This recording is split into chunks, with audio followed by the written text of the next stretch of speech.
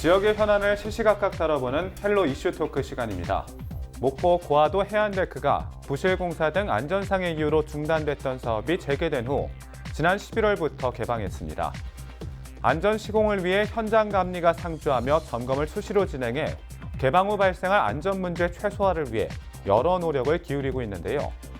고화도 해안데크와 함께 천만관광 유치 방안에는 어떤 것들이 있는지 조옥현 전남도의회 경제관광위원, 전영자 전라남도 문화관광해설사 협회장 모시고 이야기를 나눠보겠습니다.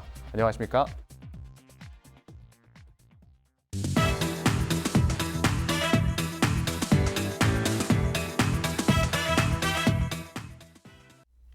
네, 지난 11월이었습니다.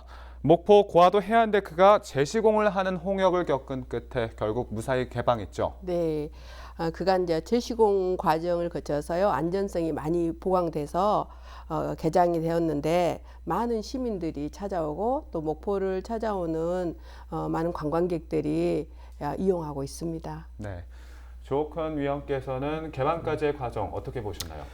네, 언론상에 그동안에 목포 해안데크가 시공 과정에서 안전성에 문제가 있다라는 얘기가 있었기 때문에 지금 이제 완전 조성이 됐고 시민들한테 개방이 됐습니다. 관광객들에게. 근데 관광지로서의 역할보다도 그 이전에 안전의 문제는 가장 중요한 문제이기 때문에 이 자리를 빌어서 좀 설명을 드려야 될 것 같아요. 처음에 이제 시민들의 어떤 제보로 안전상에 문제가 있지 않냐라고 해서 정밀 검사를 했습니다. 근데 이제 강관 파일이 좀 축이 기울어져 있다라는 부분하고 그다음에 강관 파일과 상부의 연결 방식의 문제가 좀 있었고 그리고 또 하부에 그 안반 부분에 이제 굴착을 해서 저희들이 파일을 박았기 때문에 그 주변부에 잡석이 좀 다짐이 좀 필요했다. 그리고 강관 파일 그 바다 쪽에 닿는 부분에 부식 부분을 어떻게 처리할 것인가 이제 이런 부분들이 지적이 됐었고 이제 그게 상부 연결도 캡 방식으로 바뀌었고 그다음에 하부도 테이핑 방식으로 그렇게 다시 재시공을 해서 안전에는 지금까지의 안전에는 문제는 없습니다. 네. 자, 기본적인 좀 안전 문제는 해결이 된 상황이다라고 네. 말씀을 해주셨는데요. 네. 자, 본격적인 이야기에 앞서서 목포 고화도 해안데크에 대한 좀 개괄적인 설명이 더 필요할 것 같아요. 네, 이제 목포 해안데크는 이제 총 사업비 35억을 통해서 즉 이제 국비가 70%, 시비가 30% 이렇게 들어가는 사업이었고요. 총 길이가 1,080m입니다. 그래서 고화도 우리가 용머리 쪽으로 가는 그 철의 바다 절벽을 모델로 해서 그 옆쪽으로 이렇게 이제 보행자들이 걸어갈 수 있는 그런 데크를 만들어서 또 하나의 관광 명소를 만들겠다라는 그런 사업이었고요. 그리고 이제 내년부터 다시 또 2020년 1월부터 12월까지 2차 분을 또 이제 저희들이 계획을 하고 있습니다. 그래서 기존에 지금 국비는 23억이 확보가 돼 있고요. 이제 13억만 확보가 되면 2차분 700m도 또 다시 이제 연결이 되는 그런 고화도 전체를 쭉 둘러볼 수 있는 그런 해안데크라고 보시면 될 것 같습니다. 네. 자, 전영자 협회장께서는 좀 덧붙일 만한 내용이 있을까요? 네, 이제 고화도 데크길은 고화도 전망대에서 이제 아래로 내려가서 용머리 쪽 여기 그러죠. 지금 이제 그 목포대교가 있는 그쪽 방향으로 해서 한 1km 정도 걸어가게 돼요. 가다 보면은 이순신 장군께서 106일 동안 고화도에 머물면서 이렇게 저기 군량미도 확보하시고 모병도 하시고 그리고 배도 한 40척 만들고 했던 것을 뭐 기념하기 위해서 거기에 이순신 장군 동상이 있는 광장이 있고 또 끝으로 쭉 더 나가시면 용머리 부분에 용이 한 마리 응비하고 있죠. 그래서 거기를 걸어서 다시 위로 올라가면은 용등길이라고 용을 타고 넘는 길이 있어요. 그래서 바다 쪽 길하고 그 위에 산길하고 같이 있어서 우리가 이용하면은 참 편안한 힐링길이 될 수 있는 구간이죠. 네. 역사적 의미도 되게 가득한 공간이라고 설명을 해주셨는데요. 네네. 자, 현재 목포에서 가장 뜨거운 관심을 받고 있는 관광 상품을 꼽아보자면은 사실 또 해상 케이블카라고 해도 과언이 아닐 것 같아요. 그런데 이 해상 케이블카 승강장 한쪽인 고화도가 좀 볼 것이 너무 없어서 문제가 된다 이런 얘기들이 나왔는데 이번에 조금 해안데크가 조성됨으로써 이런 우려들이 해소될 것이라고 예상이 되는데 어떻게 보시나요? 또 이제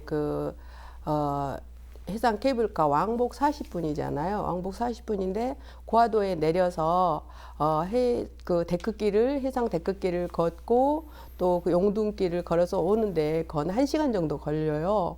그리고 거기서 조금 더 이제 나가면은 그 목화밭이 있어요. 목화밭이 조성돼 갖고 있고 유리온실 안에는 사계절 목화가 피어 있고 목화송이를 볼 수 있고 그런 목화에 대한 교육장이 있고 그다음에 또 우리 이순신 장군의 유적지가 있는 모충각도 있고 사실은 고화도에서 이렇게 역사 스토리라든지 이런 것들이 풍부하게 있습니다. 앞으로 이제 조금 더 우리가 세심하게 관심을 갖고 가서 이제 보고 즐길 수 있었으면 좋겠습니다. 네.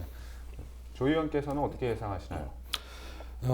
우리 회장님께서 말씀하셨다시피 고화도는 우리 이충무공의 어떤 전적지 유적지잖아요. 그래서 이것도 이제 제 과제입니다. 제 과제인데 그 모충각 앞에 이충무공께서 여기 머무르셨을 때 106일 동안의 난중일기가 있습니다.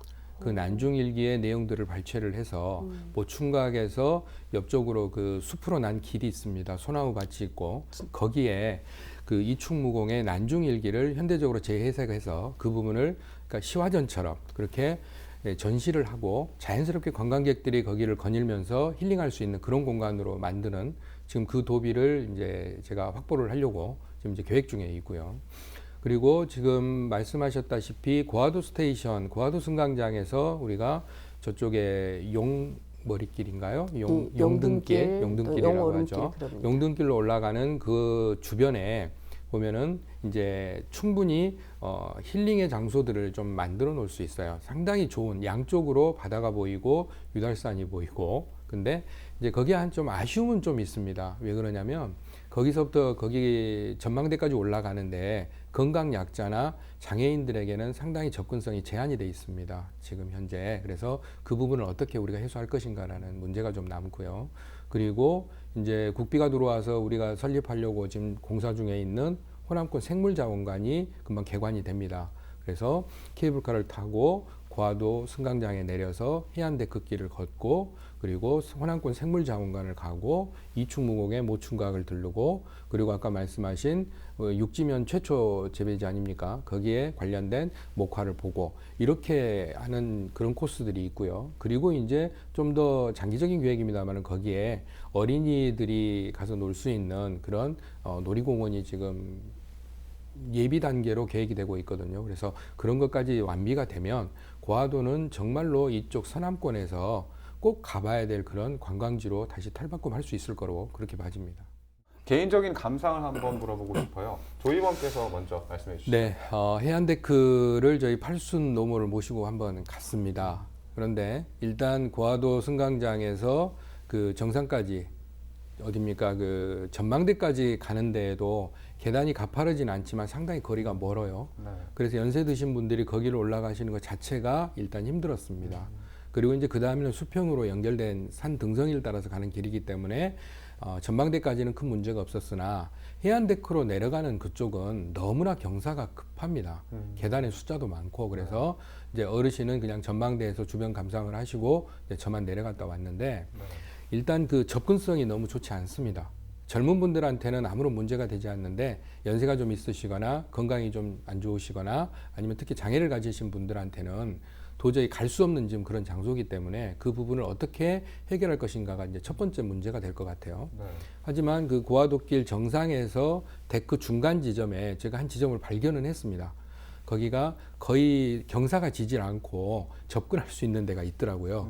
그래서 거기 하나가 좀 데크가 다시 낮았으면 하는 생각도 들고 네. 그다음에 우리가 2차분으로 하게 되는 700m는 아무래도 완만한 지역으로 연결이 됩니다. 고화도 이쪽 큰 섬 쪽으로 연결이 되는 곳이기 때문에 그쪽에서 건강약자나 장애인들이 접근할 수 있는 그런 어떤 시설이 반드시 거기에 있어야 되겠다는 생각이 좀 들고요.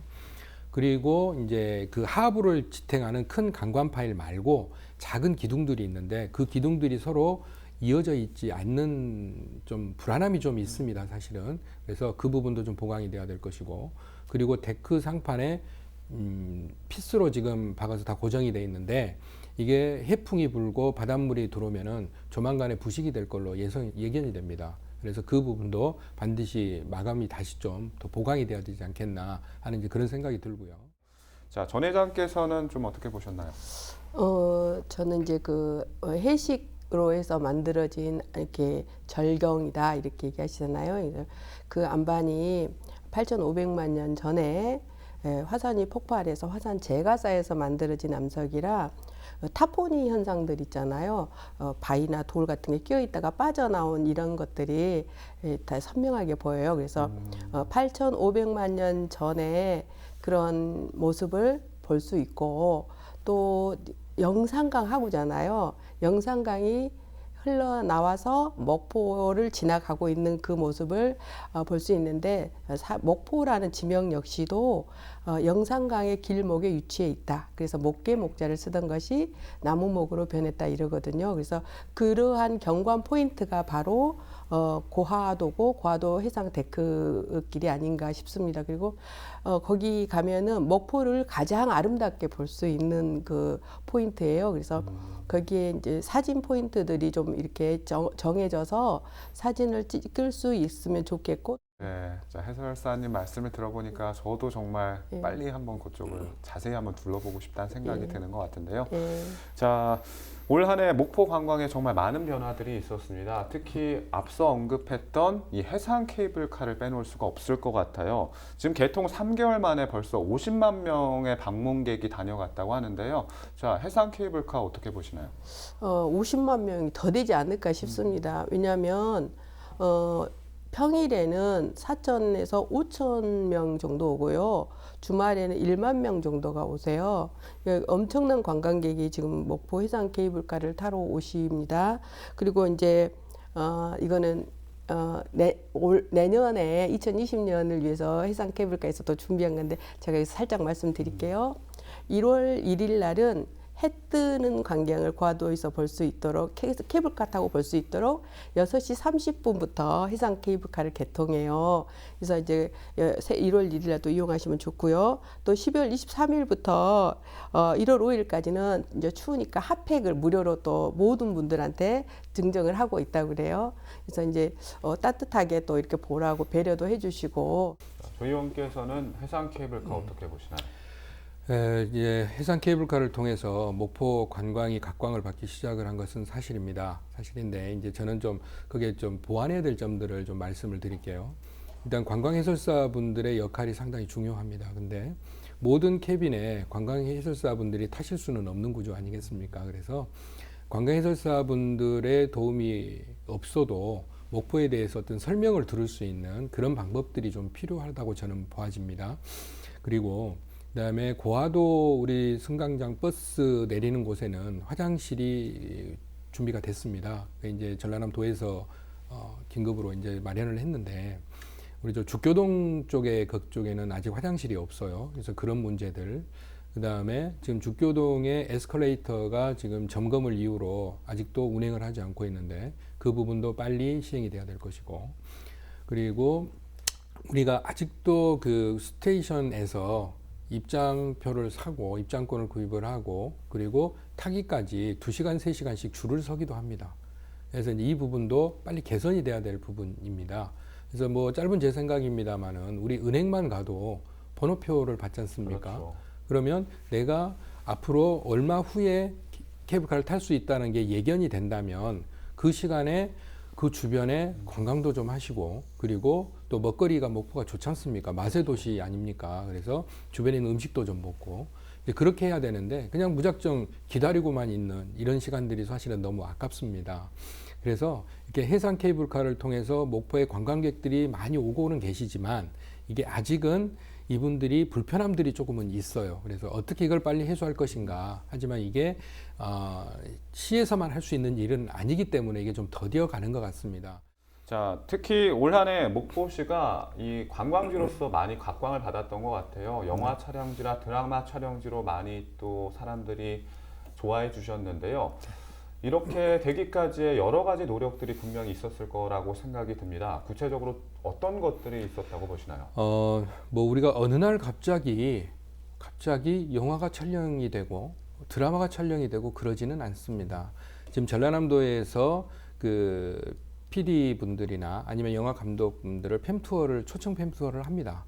그렇게 해서 그분들이 전라남도의 구석구석을 유명한 곳도 좋지만 아직 발굴되지 않는 곳에 그분들을 모시고 가서 이렇게 소개를 하는 그런 저희들 사업이 있거든요. 그래서 그런 과정들이 이렇게 목포 근대역사 거리에 이분들이 직접 찾아와서 드라마나 영화를 촬영하게 되는 이제 그런 계기가 됐을 것 같고, 그리고 또 관광지로서의 어떤 활성화가 이루어지고 거기에 문화관광 해설사 분들이 거기에 스토리를 입혀주고, 그러니까 이게 중요한 관광 자원이면서 드라마 촬영지가 되지 않았나 그렇게 생각합니다. 네. 전 회장님 의견도 알려주시죠. 예, 우리 조옥현 의원님이 우리 해설사님들의 그런 어떤 위상을 많이 생각해 주시고 얘기해 주셔서 감사합니다. 이제 목포 같은 경우는 목포시청에 미디어계가 있어요. 그래서 굉장히 적극적으로 그런 마케팅을 하는데, 그래서 뭐 호텔 델루라든지 롱 리브 더 킹이라든지 1987 그 연인의 슈퍼도 있고요. 또 내년에 이제 영화가 개봉될 건데 보스턴 마라톤이라고 심상소학교라고 해서 유달 초등학교 강당에서 촬영된 게 있어요. 이런 영화들을 이렇게 많이 목포시에서도 이렇게 접근해서 끌어오기도 하고 그렇습니다. 네. 자, 2019년 정말 많은 일들이 있었습니다. 이제 2020년에도 목포시가 또 관광도시로서 각광받기 위해서는 어떤 노력들이 필요하다고 보시는지 한번 물어보겠습니다. 목포시는 이제 숙박 이런 것들이 다른 인근에 있는 군보다는 좀 낫습니다. 그래서 좀 머물게 하는 체험 프로그램들이 있어서 1박 2일로 다녀갔으면 좋겠고요. 그다음에 해상 관광 상품이 조금 부족한 듯해요. 그래서 그런 상품도 좀 더 많이 나와서 젊은 사람들이 많이 찾아오는 도시가 되었으면 좋겠고, 그다음에 그 목포가 이 인근의 거점 관광 도시로 선정이 됐어요. 그래서 인근과 연계한 상품들이 좀 쏟아져 나왔으면 좋겠습니다. 네, 조금 더 관광 상품들이 다양하게 개발돼야 네. 한다 이렇게 네. 말씀을 해주셨는데요. 자, 조 의원께도 한번 물어보고 싶습니다. 네, 그리고 앞서 질문에서 이제 영상 관련해서는요, 전남 영상발전위원회라는 곳이 있는데 그게 지금까지는 여수, 순천, 광양에서 지자체에서 출자를 해서 운영을 하고 도에서 지원을 하다 보니까 동부권에 좀 치우쳤던 면이 있습니다만은 2020년부터는 이게 전남 전체로 그렇게 사업 범위를 넓히기로 했기 때문에 이제 그분들의 어떤 역할을 좀 기대를 하고요. 그리고 이분들이 이제 지자체에서 어떤 보조를 해주기를 원합니다, 사실은. 근데 또 지자체별로 이렇게 재원이 확보가 안 돼 있는 곳들은 녹록치가 않아서 그냥 뭐 장소라든가 아니면은 뭐 어떤 숙박업의 어떤 연계라든가 이제 이런 부분들밖에 사실은 목포가 못 해주고 있는 실정이어서 그런 부분들이 좀 더 확보가 된다고 하면 더 많은 분들이 촬영을 올 수 있을 것 같은 그런 인프라는 충분히 있고요. 그다음에 이제 2019년 뭐 전남 특히 이제 목포 같은 경우는 관광 천만 시대를 이제 바라보고 있는 이제 그런 상태인데, 그래서 우리가 관광 지점을 통계내는 것들이 있습니다. 18년도에 28개에서 지금 이제 올해 36개로 지금 늘어서 그 부분도 보게 되면 해상 케이블카를 기점으로 해서 상당히 많은 관광객들이 오고 있다라는 것들을 볼 수는 있는데, 아까 말씀하셨다시피 제일 문제되는 것은 다른 시군에 비해서는 괜찮지만 그래도 관광도시 목포로 발전하기 위해서 가장 문제되는 것은 숙박 인프라라고 볼 수 있습니다. 그래서 좀 더 많은 숙박 시설들이 좀 필요하고, 그리고 이제 관광 거점 도시 부분은 반드시 목포가 이루어져야 될 부분으로 그렇게 봐지고요. 그리고 또 하나 우리가 주목해야 될 것은 섬해안 관광에 대해서 목포가 섬의 수도라고 얘기를 하는 것처럼 섬해안 관광의 중심지가 돼야 되겠다는 생각을 합니다. 지금 이렇게 저성장 시대에 그래도 고용 효과도 있고 고부 가치가 있는 이 관광 산업이 지금은 우리가 목포가 선택할 수밖에 없는 지금 그런 목포의 전략 산업이기 때문에 관광을 위해서는 숙박 인프라도 확충을 해야 되고, 그리고 행정적인 지원도 분명히 이루어져야 될 것이지만 섬해안 관광에 대해서도 빨리 어떤 계기를 좀 만들어서 섬해안 관광을 연계하는 그런 관광 전략이 좀 필요하다라고 생각합니다. 네, 섬해안 관광을 위한 여러 가지 인프라를 좀 구축하는 게 필요하다. 네. 이렇게 말씀해 주셨죠. 네. 네, 오늘 말씀 잘 들었습니다. 오늘 두 분 출연해 주셔서 고맙습니다. 목포의 천만 관광객 시대를 열어 목포를 체류형 관광도시로 발전시킬 수 있도록 많은 대비들이 이루어지길 기대해 보겠습니다. 지금까지 헬로 이슈 토크였습니다.